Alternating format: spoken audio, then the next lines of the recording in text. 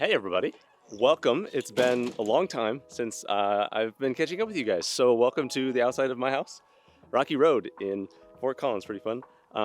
It's bright out here. And I thought that today I could give you a little update on everything that's been going on, what God's been doing. And so I figured what better way to do that than go on a little mountain adventure trip. So we're gonna go up to Horsetooth Reservoir. It's not a far drive at all, and share what Jesus has been doing and how you guys can be praying. Wanted to give you guys a little video update so I could show more photos and some video clips and whatnot and explain it in person here. Let's get going. I'd love to share kind of how Welcome Week went and how these first couple weeks of August went with fighting for these guys and helping them feel connected and loved, and then what we've been doing to start feeding them. So that's kind of my plan. Figured we'd kind of go take a look around. There's this beautiful mountain range that I will flip around to, and we can go from there.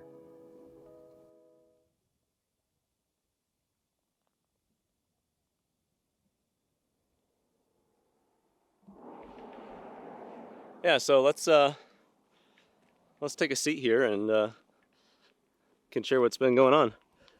So the start of Welcome Week, we started out with like a leaders retreat, which is like for all of the student leaders to kind of get them just like pumped up and like, woohoo, let's go reach the campus.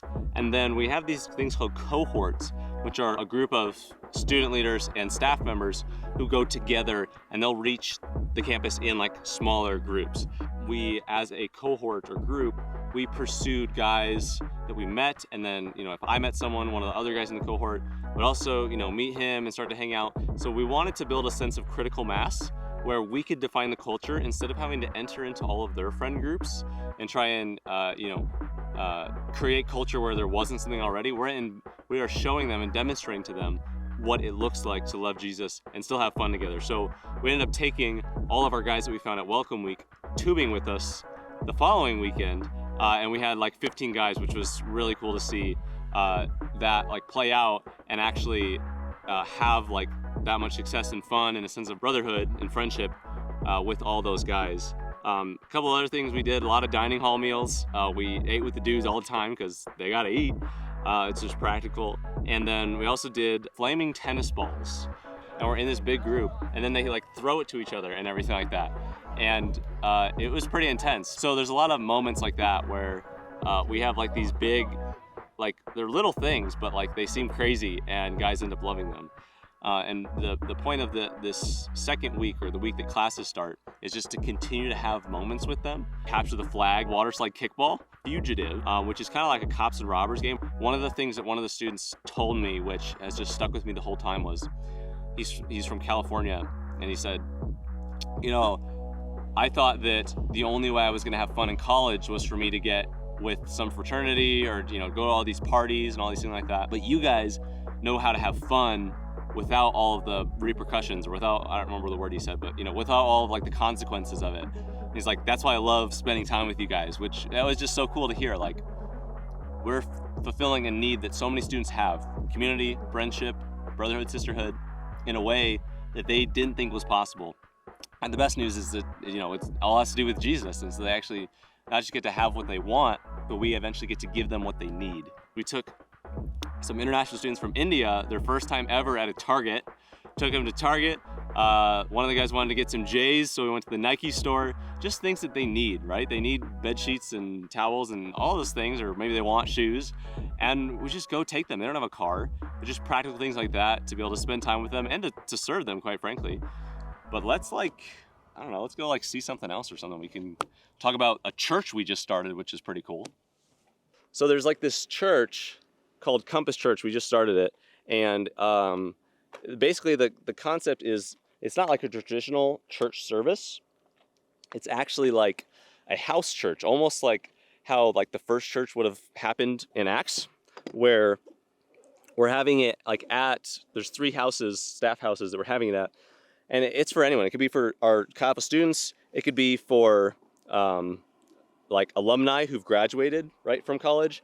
It could be for just like random, whatever, the barista we meet at Starbucks or things like that. It's kind of a way to continue ministry outside of the college context. And then for alumni to still feel connected to like a relationally oriented church body instead of just like having a church where you just go to it, you go to the service.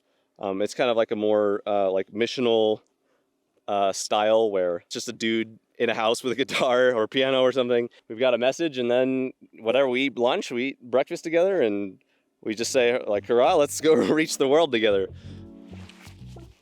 And so one of the other things that we're really focusing on after we are meeting them is we want to not just have like fun moments like lunch, dinner, events. We want to have what we call like memory making moments, because what we're going to start doing, or what we would have started doing now that we're currently doing in September, is we're having a lot of time just like together and doing rhythms. Like, let's all go climbing on Thursdays. Let's have our Bible study Tuesdays.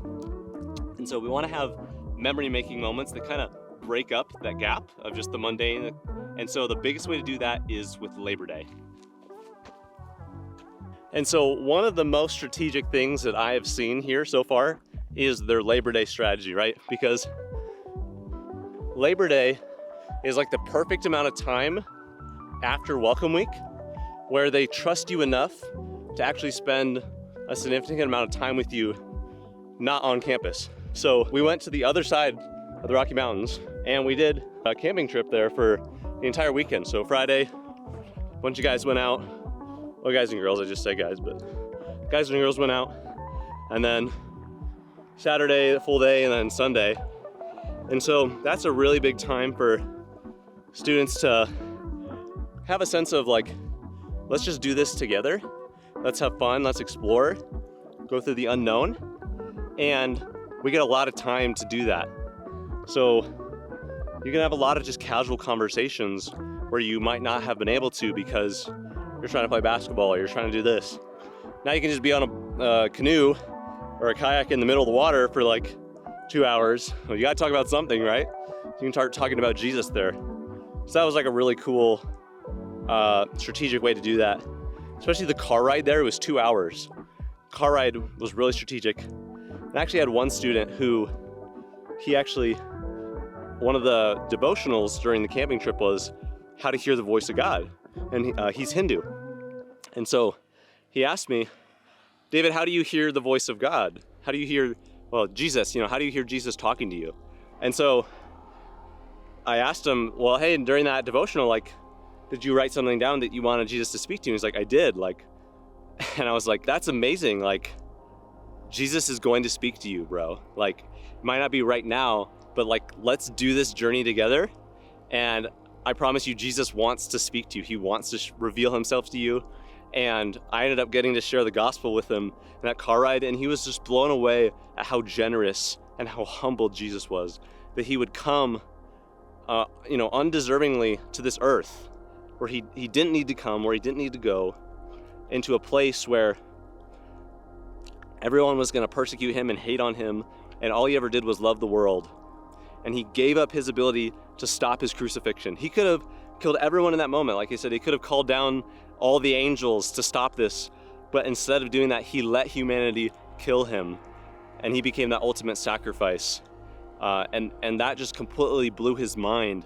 And so to moments like that where you can have enough time with them that they can feel comfortable asking questions like that was just huge. And that weekend, before that weekend, I experienced a lot of spiritual warfare in my own personal life. And I knew it was because something big was going to happen that weekend. And so praise God that it did, because it was super huge. And so now that September is here and we had our amazing Labor Day weekend experience with a bunch of guys and girls, like, now what's supposed to happen, right? Now in September, we want to build rhythms, is what we call them. Essentially like weekly patterns of things we do together, right? We want to not just like be in their life to minister to them, maybe on a church service day or something. Like, we want to live together, like as a community. Our cohort is going to live together, or my small group of guys are going to do a lot of things. We're going to eat together. We're going to go to the gym. We're going to study the Bible. We're going to go rock climbing. We want to build a sense of community where it's not just about coming together because, okay, we want to learn Jesus, but like, let's just become like a family almost, in a sense.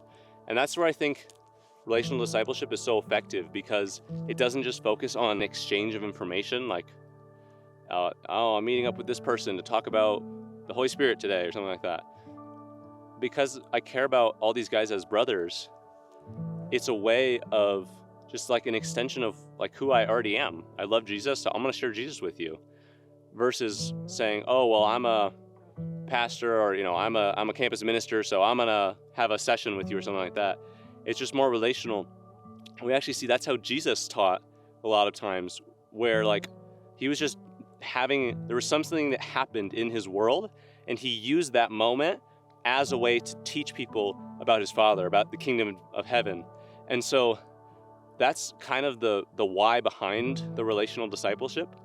And we see that people are often more moved because of it. Now, it costs more. That's the thing. Relational discipleship costs a lot. A lot of people are not willing to have that sacrifice. It might be, a Friday night, or Wednesday and Friday night, or it might mean you're gonna have to buy an extra meal for someone if you're gonna get coffee with them or something. Like, relational discipleship costs more. But what I found is that whenever we sacrifice more for the kingdom, we are rewarded more with the outcome. When we actually like give up something that's convenient to us, we actually see the favor of God in our life as we're ministering to people. And so that's like the main focus of the relational discipleship. I just wanted to end with kind of the things that you guys can be praying for me. So the first thing is for my small group guys to really connect with each other. The hardest part is that you meet them as individuals. You meet each of the guys separately, maybe one's on the basketball court, one's whatever, at the dining hall that I meet. But now they need to come together and become brothers and be able to trust each other and pursue each other's interests, right? It can't just be like a one-sided thing. So praying for a sense of unity, so that these guys can know how to love and serve each other well and build a sense of brotherhood, so that ultimately they can partner together, and we can partner as my small group of 5 guys. We can partner together and go reach the campus as a body of Christ ourselves. And the second thing is, I want to ask you to thank God with me for something that happened. I got a rec membership to the campus recreation center, which sounds like, okay, cool. But like, actually that's like impossible. Because I'm just a random adult, I have no say with the university. I mean nothing to them. And so I'm not an alumni, I'm not a staff member of like CSU. And so for them, it was about a month-long process. I like just got it. And I asked Jesus, like, if you want me to pursue this guy by going to him with his workouts, like, I need you to give me this membership, Jesus. Like, there's no other way I can do it. And it's like, a lot of my other staff member, my peers, like, they've been denied it. It just hasn't worked out. And I'm like, Jesus, you're just gonna have to do this supernaturally, even if it doesn't make sense. Otherwise, I'm gonna trust that, like, you didn't want me to work out with him to pursue him, and you're gonna open up another door that I can be in his life with. As we take a risk for him, saying, hey, I'm gonna do something that might seem crazy, that all the other people are telling me, it's not possible, I've already tried, it didn't work. I'm gonna take a step and say, hey, but I have a God who's bigger than that. And to see Jesus come through, and it's just been so encouraging, and I'm really excited to like actually start going to the gym with this guy and be able to ask him more personal questions and things like that. So I'll be praying for those conversations that I'm gonna have maybe 2, 3, 4 times a week with this guy, of being able to work out with him, what's his life been like, and talk to him about Jesus and whatnot. And then the third thing is for our big men's retreat that's coming up. It's in Utah, which is actually kind of cool. And so that is going to be another one of those big memory-making moments where we're going to have extended time together. So that's October 6th through the 8th. So you'll be praying for the safety, the guys to sign up, to be excited about it, for God's Spirit to be in our Airbnb of, I think it's like 25 or 50 person house. It's like massive mansion, so that'll be super fun. So those things you can be praying for me about. Go and make disciples of all nations with me and your own friends or your own coworkers. And let's change the world together with Jesus. All right, see you guys next time.